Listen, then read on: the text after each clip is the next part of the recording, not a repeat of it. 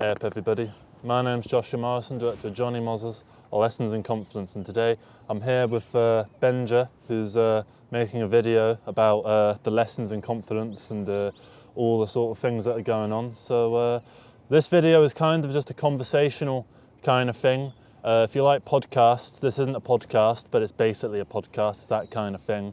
It's not going on Spotify, although actually it might, so it's up to you really.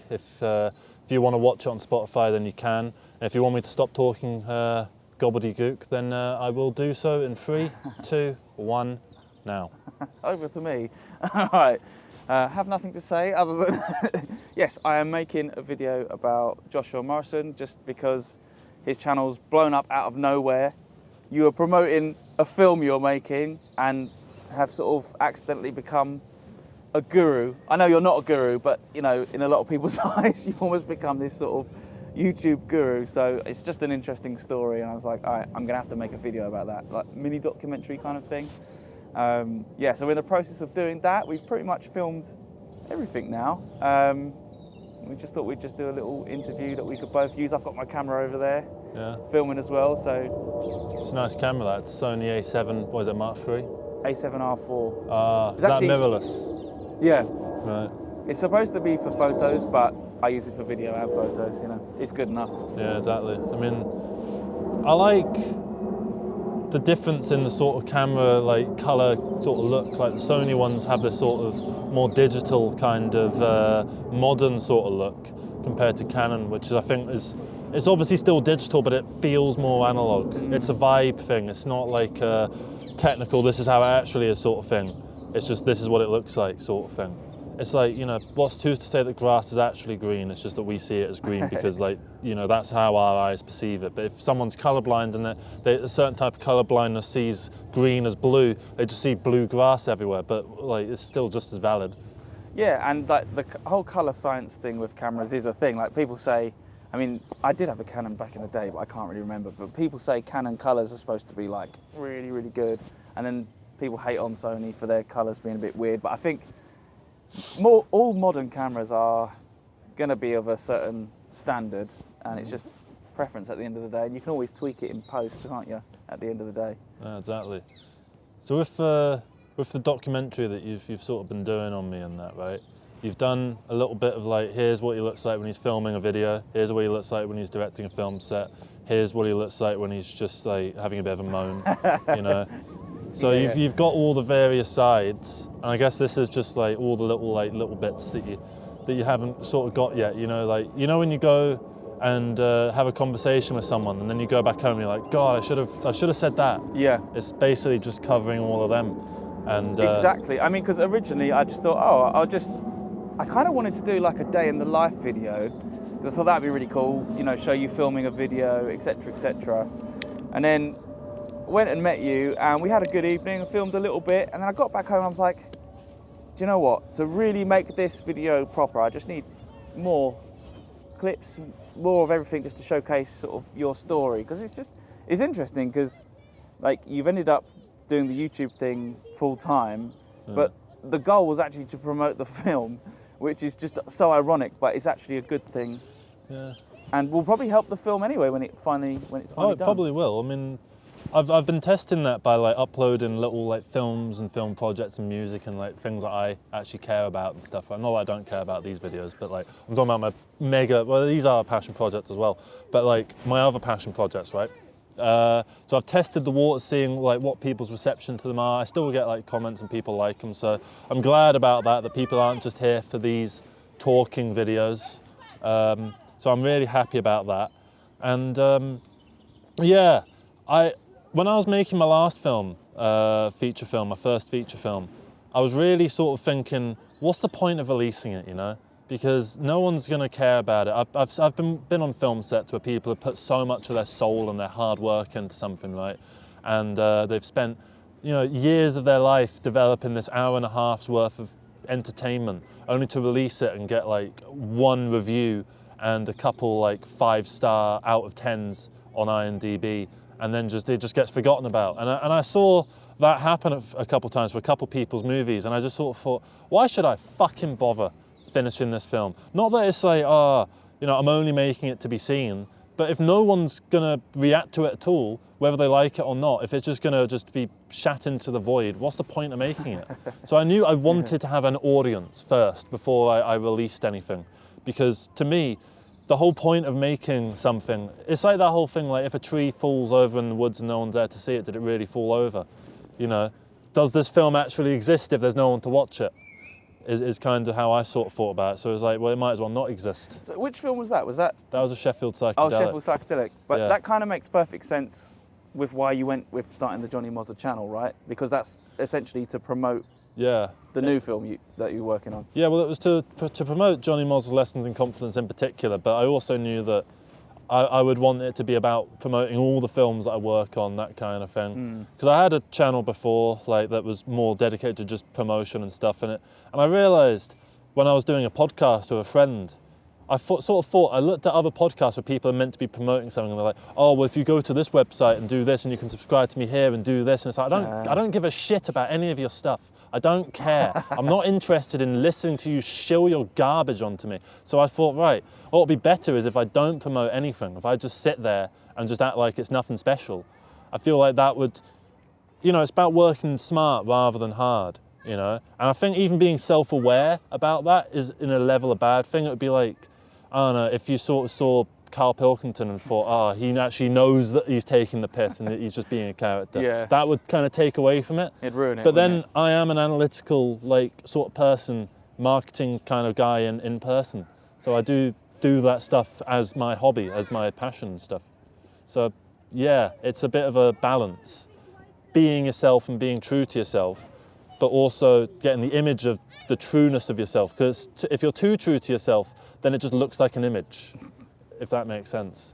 Yeah, and you can also look a bit up yourself. Because it's Like- just yourself indulging in just like... Yeah, like doing a 20-minute video where I'm being interviewed about like, oh, aren't you such a weird character because you've got a fucking YouTube channel where you're a guru. So then Yeah. being self-aware about being the pretentious there doesn't make it any better, does it? So, I've spotted you. Me, I suppose.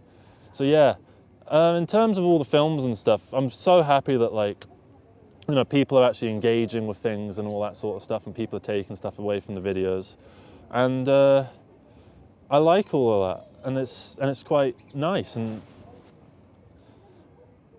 Going back to what you were saying about just sort of being subtle about it, because like your videos are about a lot of your interests, like for example your music, which to be honest I haven't actually touched on too much in the film I'm making about you, which is yeah, maybe I should have, who knows. But you do the music, you sort of have a bit of your philosophy, and you talk about film stuff.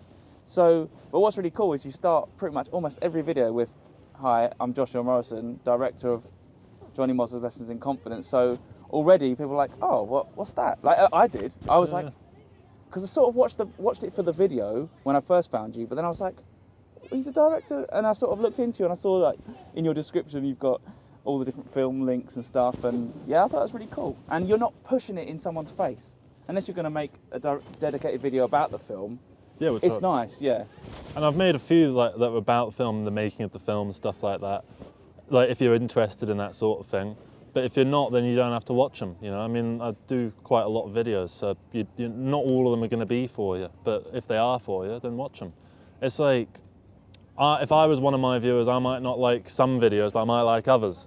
Same way that, like, I don't know, when Denis Villeneuve did Dune Part 2, I just couldn't be bothered with it. Did you watch part 1? Yeah, it's fucking awful. But have you seen the original? Obviously, you've seen the original. What, the David Lynch one? The original Dune, yeah.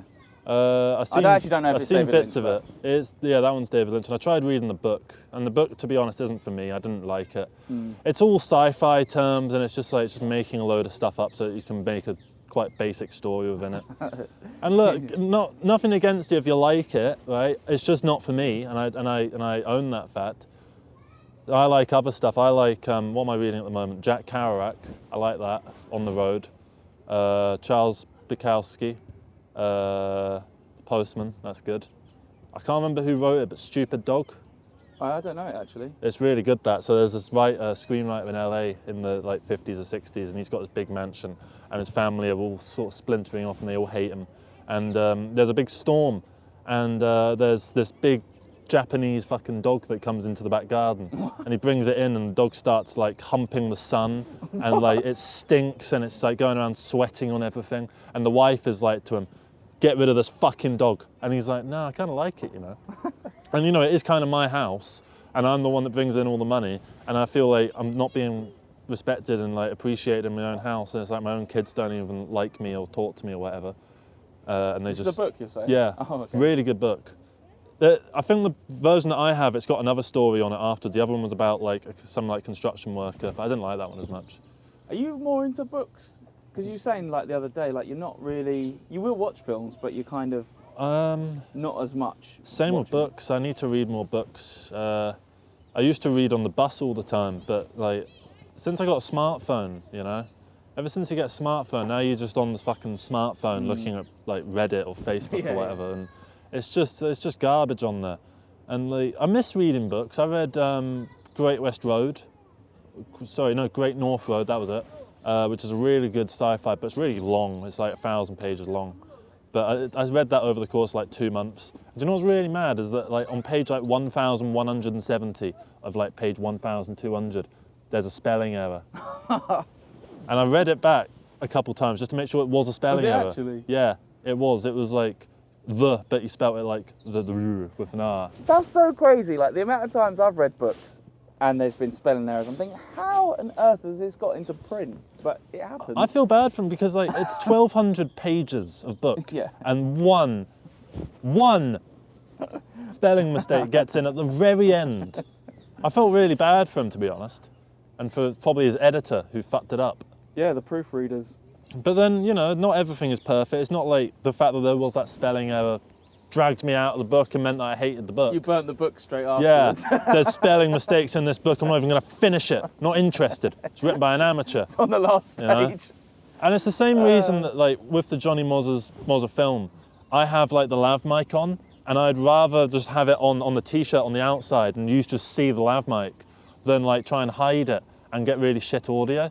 I'd rather have good audio and you can see a lav mic and it's just, okay, that's just how the film is, than to hide the lav mics. Because if you seeing a lav mic in a film takes you out of the film and is like, right, I'm not interested in this film anymore, then you weren't really like engaged with the film anyway. Yeah. And so I don't really mind seeing you go. They know? say that about things like... I'm not desperate for the attention in that way where I want you to watch all of it no matter what. If you're sick of watching it, then click it off, you know? They say that about, like lens flares and things like that. Some directors hate them because they think, you know, it kind of makes it look like you're watching it on a camera and you're actually there. But then other people love it. And it's a bit like that. J.J. Abrams. There's always little errors in films. Like I was seeing something the other day where like stunt doubles are actually seen, their faces are seen, and people like slowing down and pausing it and screenshotting it and stuff like that. Or what was that? I know. I just heard that weird noise. I'm just going to check that. Me? Just going to check that I'm still recording. Just check I'm still Just recording. had to make sure. Just in case. Because I've been burnt on that before. Or you look and it's like, I didn't press record on my mic. I did a really good video actually on Small Talk, and it turned out I wasn't recording, and it pissed me off. It was one of my best videos. Oh, I hate that. We've all done that, man. Do you know, I've done, like, filmed people's gigs and stuff, and I've had, like, the headphone jack plugged in the wrong hole, so, like, for the mic, and it's been the wrong way round. And I don't know why I didn't pick that up, and then literally it's like, oh, can I have the video? And it's got no audio, and it's just like... Oh, that's fucked up. Yeah, it's so embarrassing to do. But the positive thing is I'll probably never make that mistake again.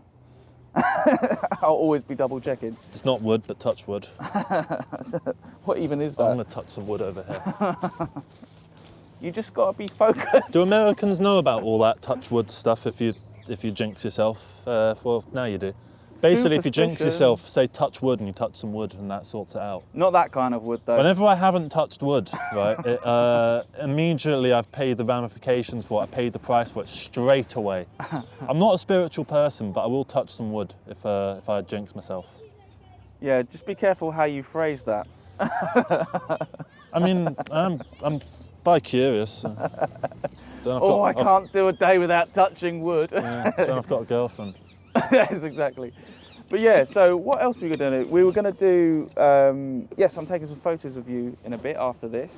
Hopefully you can use them in your Instagram or whatever you need to use for. Yeah, Don't you do a bit of photography as well? Yeah, I take actors' headshots and stuff. So if you're an actor and you want a headshot and you're in London, message me on whatever, fishermorrisonfilms@gmail.com or I guess on Instagram, and just say I want some pictures, and I'll say yeah, 100 quid for like an hour, and then I'll get the pictures to you. And what I do it differently. I give you every single picture and the raw.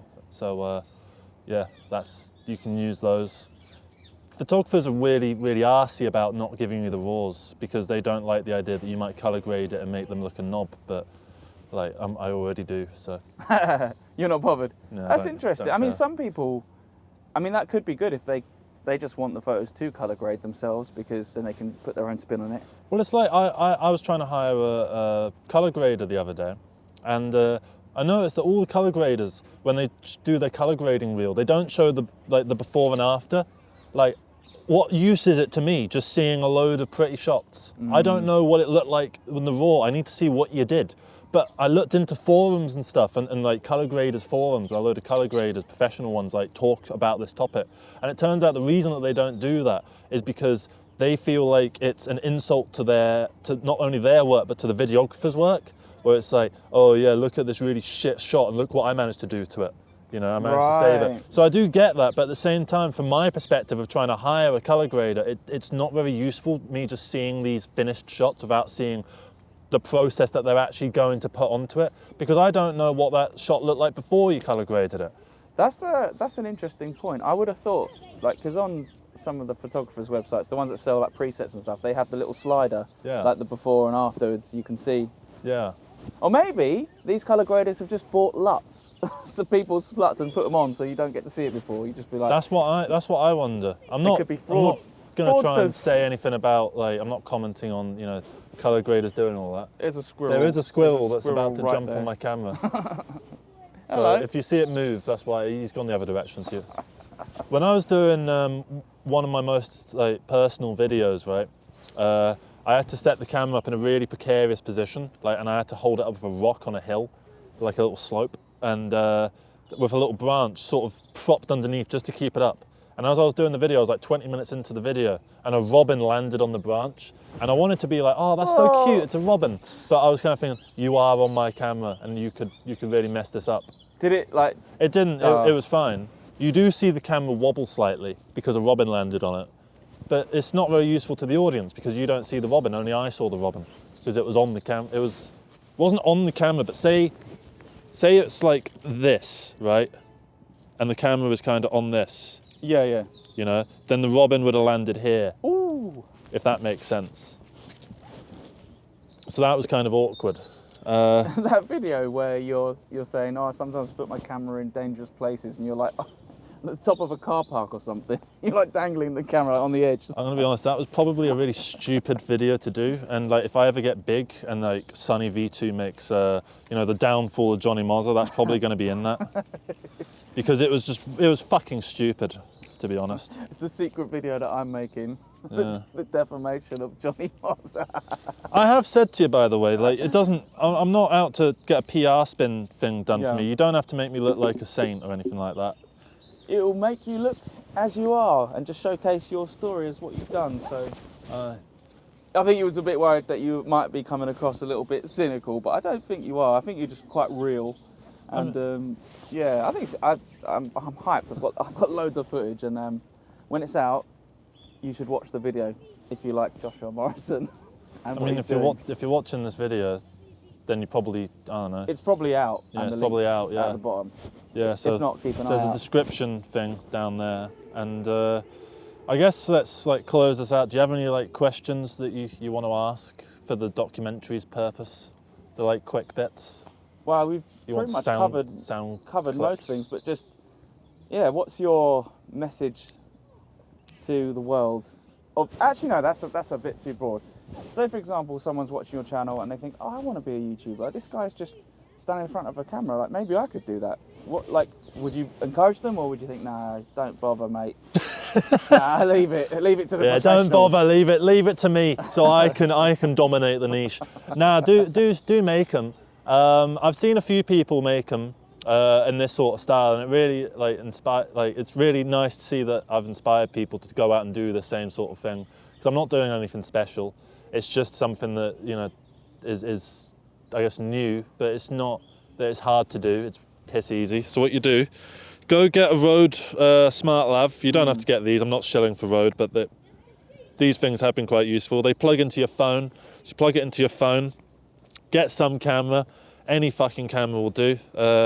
You could get one of these. These are like 40 quid. So they're not bad. And this will give you a style as well. I've been shooting the video on the movie on this, and it looks lovely. And I'll show you as well. Here's what the setup looks like. This is how my camera is set up recording this video now. It looks like a load of shite, right? It's just sat on a bag on a fallen bit of wood, right? Look at that. And then there's this camera as well, which is Benja's camera, which is on a real tripod, right? So that's a Sony A7 M4, whatever he said, R4. M1, yeah, R4, yeah. Something like that. So you got that, right? So you get one of these for 40 quid, you could film the videos on these. The main thing I would say is get good audio, right? And get a bit of a variety of locations down. Like some of the people that I've seen making these kind of videos are just doing them in the same location time and time again. And maybe that can work, I don't know, because I'm not you and I don't know what's best for you. But personally, I would try and get a bit of variety, and what I would say objectively, work on your audio, please. There's some people that have been like, because the whole point is talking, right? If I'm just hearing, if I'm having to squint to hear you, then I don't think it's working. So focus on audio, getting good quality audio. If you're not good at like talking continuously, right, like people think that I am, then do jump cuts. You know, don't be scared of doing jump cuts. Don't feel like you have to do it exactly like this. Make your own style, because your own style will come naturally through just doing it. And you asked about the overall message. Yeah. What I would say to that is, I guess my overall message is that you're way better than people like you give yourself credit for. You know, you're pretty decent as a human being and stuff, unless you're a psychopath. But then, if you are, then you're not going to really heed this message anyway, so it doesn't matter. So yeah, just go out there. Don't worry about stuff, because the worst that can happen is the worst thing that can happen, and that's not the worst thing that can happen. If that makes any level of sense, like. Because I've had times where I've been sort of anxious in the head about like, oh God, this bad thing's gonna happen, this bad thing's gonna happen. And then those bad things like actually happened, right? And it, you know, it affected me. But after they actually happened, I felt a lot better. So, you know, don't worry so much about your anxieties coming true and like, you know, all the worst stuff coming to life, because They probably might help you. Yeah. Sorry to interrupt there. No, that's fine. I'm just being silly. No, it's a good message. I think your message is overall positive, and I think that's what drew me to the channel. And just the crazy amount of growth that you've experienced is just like, I think you were on about like 18,000 views when I came across your channel, or maybe like 15,000, something like that. Yeah, it's probably on whatever now. And it's definitely hit over 40. It's like 42 or something currently, which is like, it's crazy, which is awesome, but it's like. The thing is how do you balance being yourself whilst being like recognized and stuff? I've been recognized in the street, you know, by people, and like sometimes I kind of worry, like if I keep getting bigger and bigger, you know, and I'm like going out on a date, you know, with my girlfriend, we're sat at a restaurant or whatever, and then like someone comes over and is like, oh, can I get a picture? And then they just keep talking, and I'm there like, yeah. What would you do? My spaghetti's getting cold. I'd, you know, play nice, be all happy and stuff, try to put a smile on for them. But then, you know, I'm not the most happy-go-lucky person in the world, believe it or not. So, you know, I don't know. I'd worry that I would give someone the wrong impression, because I've had emails from people like, you know, really bearing their soul out to me. And I think I can't give the same level of energy back to everyone. And so I don't know what to do with regards to that, because I don't want to like upset people and like, you know, they say don't meet your heroes or whatever, and I'm sure I'm someone's hero at this point, and that feels a bit weird. You know, how does Tom Cruise do it? To be fair though, he's a Scientologist, he doesn't give a shit. I was going to make a joke about that, just thought. No, he does wear platform shoes as well. Yeah. You don't need that, you've got the gift of height. Yeah, I need to be amputated. No, don't do that. Any other little sort of Maybe like a quickfire thing that could be useful for your documentary. It could be, but I haven't prepared quickfire questions. Okay, favourite colour? Purple, because of Spyro the Dragon. Favourite camera brand? Canon, I suppose. Shut up! My Thank you. goodness me. That was a bit of an angrier one. That was an angry one. I didn't mean to sound that angry, but it's just irritating, especially when there's fucking planes going on, there's motorbikes going on, there's some twat construction worker over there drilling. Favourite band? Dream Theater at the moment, but King Gizzard and the Lizard Wizard's up there. Pink Floyd, Camel, like early Camel. Favourite? Eminem. Oh, sorry, you're still going. Immortal Technique, Loki, Infected Mushroom. Dolly Rocker Movement. There's one more. Noi. Oh, nice. What I was going to ask you, I was going to ask you something deep. I can't remember. Go on. You just say what you want. You're the man. I'm not very good on camera. Well, you see. You're good on camera. You can. I've named all those bands and stuff. Top 10 films. Let's go. Oh yeah. Top 10 films and then top 10 like directors or whatever. I don't think Before I even know Sunrise, Blue Velvet, Underground, the lad who did Time of the Gypsies,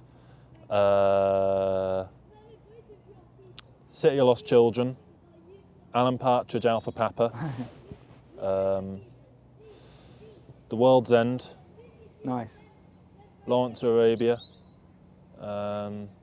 Crank and Crank 2. No, not Dark City. Dark City's awesome. It's I a love good that film, but maybe it's in the top 100, but it's not in the top 10. Delicatessen as well, that's a good film. What else? Toy Story 2. That's at least 10, right? That's something like that. Beep, beep, beep, beep. And then maybe like top 3 directors. Richard Linklater, definitely. Joel Haver. There's one more. Don't know. I'm just thinking. It's coming to mind. I'm just trying to think what it actually is. The guy who did what's his face? The World's End. Oh, Pegg. Simon Pegg. Edward. Oh no. Edward Cullen. I thought Edward Singh or something like that. for some reason I thought He did Simon Pegg. Baby Driver as well. Oh, so he did that. Yeah. Edward Wright or Edwin Wright or something like that. I forgot his name. Okay, cool. He did the Shaun of the Dead and all that as well.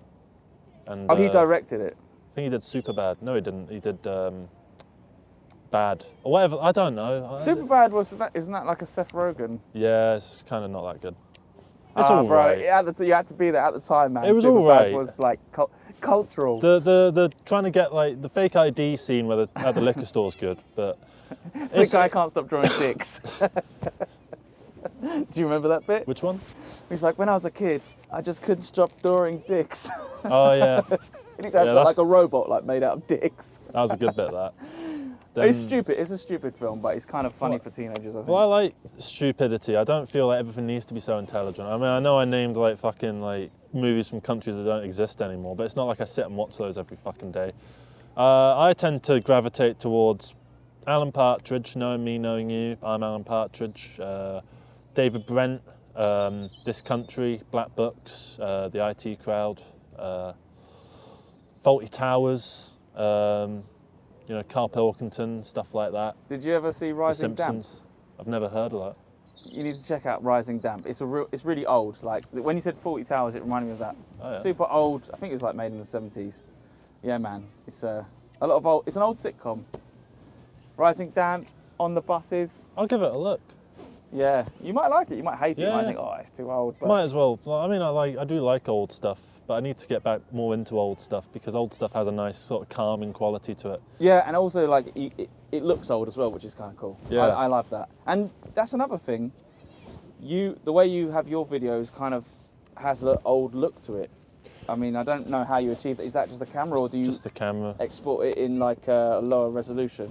I don't export. I export in 1080p and all that, but I think it's the color grades. People like the color grades because The way I do it is normally you're meant to raise the contrast, lower the shadows, crush the blacks and all that sort of stuff. I'm not all like that, I'm a bit more like Malcolm X. Raise the blacks, lower the contrast, up the shadows, maybe increase the highlights, you know. And then it's just about figuring out the tint balance, you know, do you want a bit of blue, do you want a bit of green? And then the shot itself determines that. Like sometimes it looks purple out, sometimes it looks blue out, sometimes it looks warm out. I feel like this is going to be a warmer one. I don't think. Suddenly got warm out of nowhere. I think this is going to be an orangey kind of hue, this video. So, yeah.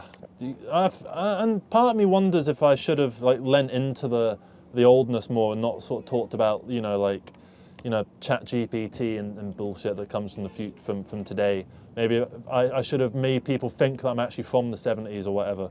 Maybe that would have been a better thing to do, but it's too late now. So it's kind of cool though, because you look at it and be like, when was this filmed? Like, is this like the 90s or something? It's like, no.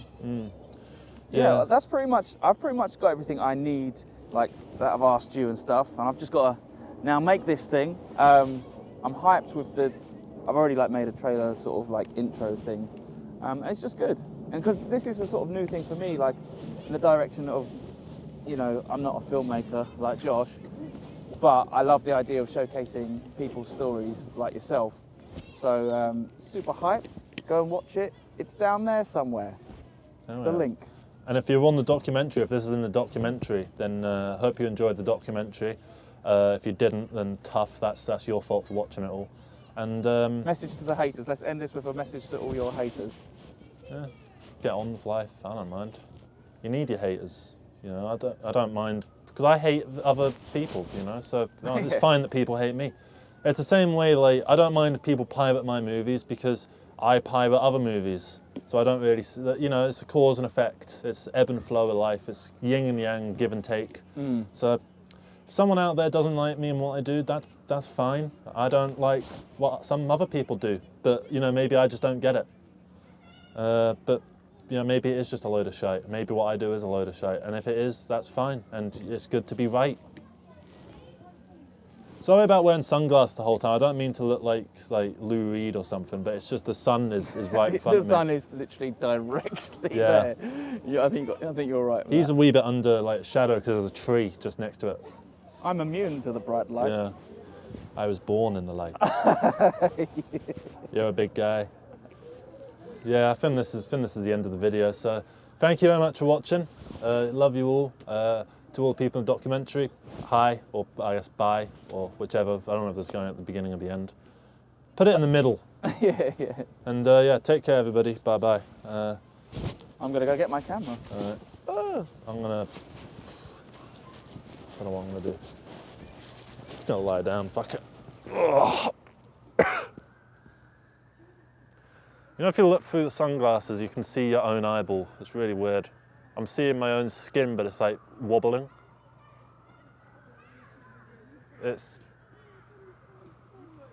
Oh, that's weird. It's cool, but it's weird. I could just see my own eyes. I don't like this. I can see the reflection of my eyelashes in my eyes. Right, fuck this. Sick of that.